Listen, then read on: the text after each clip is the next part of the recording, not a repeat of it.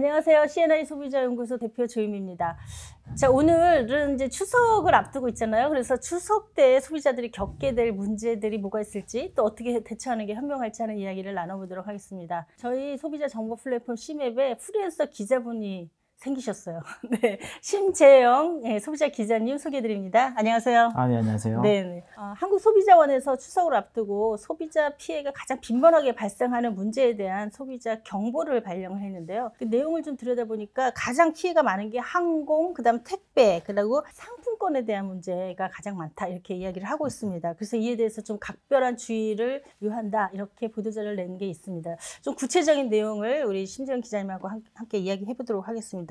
자, 구체적으로 보면은 그 소비자 피해 건수가 어느 정도 되나요? 관련해서? 구체적으로 보면 최근 3년간 네네. 한국 택배 상품권, 자동차 견인 관련 피해 구제 접수 현황이 네. 15년도에는 한 1348건, 네네. 16년도에는 1617건, 네. 17년도에는 1748건, 네. 그리고 18년도에는 1954건, 그리고 이번 19년도에는 7월까지 838건이고요. 네네. 이것은 이제 한국소비자원에 접수된 것만 집계한 것으로 보고 있습니다. 네네. 실제 전국 소비자 상담센터 1372 접수 현황을 포함하면 훨씬 더 많다고 볼 수 있습니다. 네네. 그 구체적인 내용을 좀 보니까 항공권의 경우에는 취소 시에 수수료를 과다하게 물리는 거, 이 문제가 좀 많았던 것 같고, 그 다음에 위탁 수화물 분실하고 뭐 이런 문제도 그죠. 되게 많아요. 네네. 네네. 그리고 이제 택배 관련해서는 파손이나 분실, 추석 때 선물 다 보냈다고 했는데 받은 사람은 없고, 이러면 얼마나 황당하겠어요. 그래서 그런 사건들이 많았고요. 그 다음에 주문한 상품권이 제대로 배송이 안 되는 문제, 그 다음에 자동차 견인 같은 경우에는 사실 추석 때는 뭐 친지 집에 가신다든지 해서 낯선 동네에 갈 가능성이 있는데 자기 차 세워놨는데 갑자기 견인되는데 제대로 된 연락처도 없고 뭐 이런 문제들이 막 생기는 거예요. 그리고 요금도 과다하게 물리고. 맞습니다. 네네. 그래서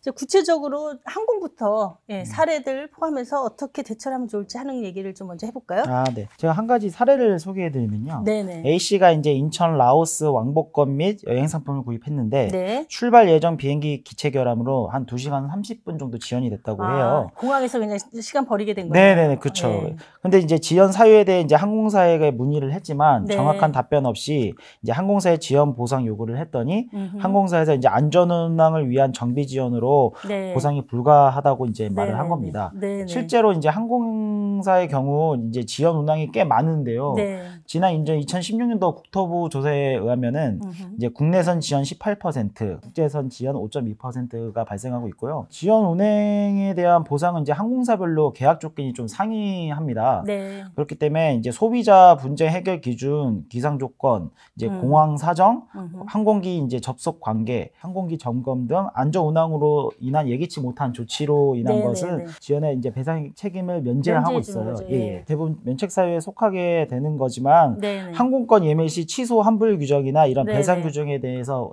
이제 정확히 알 필요가 그렇습니다. 있습니다. 네. 확인할 필요가 항공사마다 조금씩 차이가 있을 수 있으니까 네. 어떤 경우에 배상 조건이 되는지 미리 좀 확인해 보면 좋겠다 이런 말씀 해주셨고요. 자, 그다음에 이제 수화물 분실 문제를 좀 얘기해 보고 싶은데요. 정말 황당한 경우들 많아요, 그렇죠? 그래서 그렇죠. 해외 나갔는데 갑자기 내 가방이 오질 않거나 엉뚱한 나라에 가 있거나 이제 이런 경우가 생길 수 있는 건데 이런 분쟁들도 꽤 많은 것 같아요, 그렇죠? 위탁 수화물의 경우 면세점에서 구매한 물품을 가방 네. 외에 이제 따로 들고 타는 그렇죠. 경우가 많기 네네. 때문에 네네. 이때 이제 발생한 분실에 대해 증빙을 요구하면서 배상을 거부하는 사례가 있었는데요. 네네. 이제 항공사마다 위탁 수화물 관련 그 규정이나 이런 규정 무게나 이제 부피 등이 차이가 있을 수 있으므로 네네. 미리 확인해 두는 것이 좋습니다. 네, 제가 요거 꼭 말씀드리고 싶은데 네네. 공항에서 분실을 했는데 한참 지나서 얘기하면 소용이 없어져요. 그 기간이 7일로 정해져 있습니다. 모든 항공사들이 대부분 맞습니다. 일주일 이내로 피해 사실을 고지하고 배상을 요구를 해야 해결을 해주는 거예요. 그러니까 사실 분실했을 때 그 공항에서 내가 이만한 거를 분실했다 하는 거를 확인하시고 그 공항에 나가 있는 그 항공사 직원한테 그 확인서를 좀 받아두시면 좋을 것 같고요.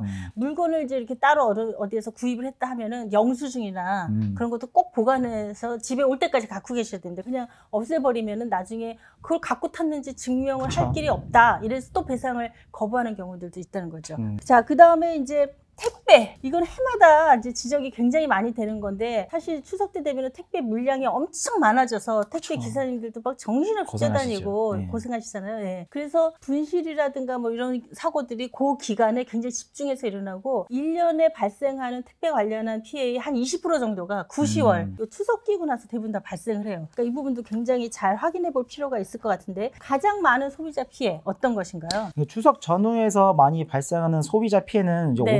오배송이에요. 오배송. 네네. 네네. 사례를 하나 말씀드리면요. 네네. B 씨가 이제 추석 선물로 네. 받기로 한 전복 배송을 기다리고 있었는데, 전복. 네. 우연히 택배함에서 부재된 전복을 방치한 것을 확인한 거예요. 아, 네네. 네. 근데 아무 말도 없이 두고 간 거죠. 이제 택배 회사 그 배송하시는 분이. 네네. 근데 택배 회사에 이의 제기 후 배상을 요청을 했지만 네. 택배 회사에서는 과실에 대한 책임을 지지 않고 있는 겁니다. 아, 자, 이런 경우에는 소비자들이 어떻게 해야 되는지, 네. 뭐 우리나라 법상에서는 어떻게 돼 있는지 하는 것 좀 체크해 볼까요? 네, 이런 경우 상법 제135조에 따라 네. 택배업체는 운송물의 수령, 인도, 보관 및 운송에 관련해 주의를 태만히 하지 않았음을 업체가 이제 증명을 해야 되는 거죠.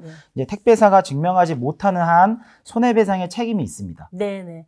그리고 또 한 가지 이제 기억을 해두시면 좋을 게 운송장을 우리가 작성을 하잖아요. 네. 그런데 거기 운송장의 가격을 작성을 하지 않으면 최대 보상액이 50만 원으로 정해져 있습니다. 근데 내가 예를 들어 100만 원짜리를 보냈다. 근데 운송장에 가격을 기재하지 않았다 그러면은 50만 원밖에 배상을 받을 수가 없어요. 그래서 운송장에다 반드시 가격을 기재해라 하는 것들 꼭 챙겨서 말씀드리고 싶고요.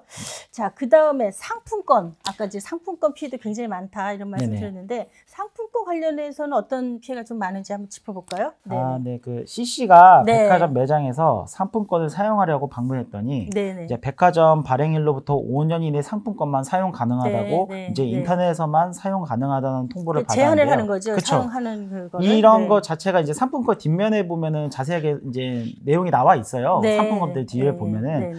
근데 이제 상품권 뒷면 유효 기간은 없고 사용 가능하다고만 기재되어 있었는데요. 이때는 이제 백화점 제도 변경으로 상품권 사용 거부한 경우입니다. 네네. 그리고 상품권에 유효 기간이 없이 발행되는 경우들이 꽤 있을 수가 있습니다. 이런 경우에는 일반적으로 상사 채권 소멸 시효를 5년을 보고 있어요. 그러니까 아무 기한이 기록이 없이 상품권이 나한테 주어졌다 그러면 아 이거는 그 유효 기간이 5년 정도 되는구나 이렇게 생각하시면 거의 맞다 이렇게 보시면 될 것 같아요. 또 이제 유효 기간이 지났더라도 이제 상사 채권 소멸 시효가 5년 이내라면 전액은 아니더라도 한 90% 정도 이제 환불 받을 수 있으니까 이 점 잘 알아두시면 좋을 것 같습니다. 그 다음에 주로 추석 때 많이 발생하는 게 자동차 견인과 관련한 건데요. 낯선 데다가 자동차를 세웠는데 견인이 돼버린 상황이 된 거예요. 또는 이제 가다가 뭐 사고가 나서 견인을 해야 되는 상황이 돼서 견인차를 부르거나 뭐 이런 경우인데 이런 경우에도 소비자 피해가 굉장히 많이 발생하고 있는 것 같아요. 네. 주로 이제 요금 문제나 파손과 관련된 것인데요.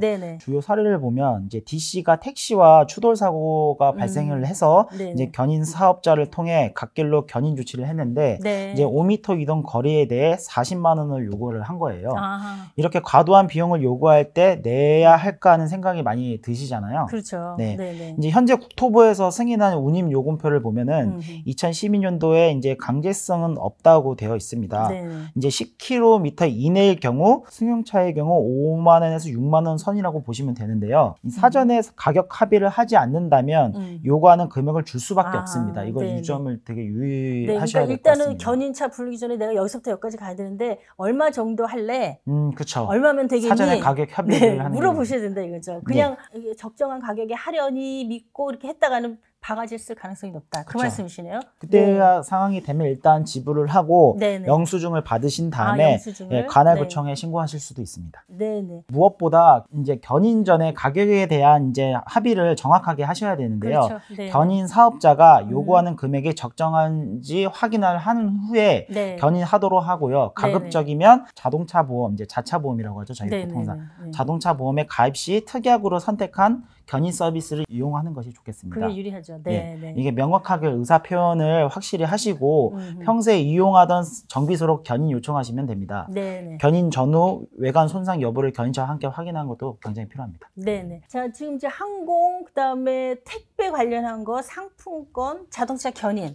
특별히 추석 때 전후에서 굉장히 많이 발생하는 소비자 피해 문제 그리고 특별히 소비자들이 주의해라라고 한국소비자원에서 발표한 주요 내용들을 소개해드렸습니다. 혹시라도 추석 연휴 기간 동안에 이런 피해를 입은 경우에는 국번 없이 다들 알고 계시죠? 국번 없이 1372 전국 소비자 상담센터에 상담을 하시거나 인터넷에 사이트가 마련되어 있어요. 행복드림 열린 소비자 포털이라고 치시면은 한국소비자원에서 운영하는 인터넷 사이트 상에서 소비자 상담이나 피해 구제를 요청할 수 있는 그런 홈페이지가 있습니다. 그래서 행복드림 여기 찾아서 인터넷상에서 상담하시는 것도 좀 도움이 될 것 같습니다. 네, 이제 추석 연휴를 앞두고 계신데요. 즐겁고 행복한 추석 연휴 보내시고 풍성한 또 풍요로운 한 해를 또 보내주시기 바랍니다.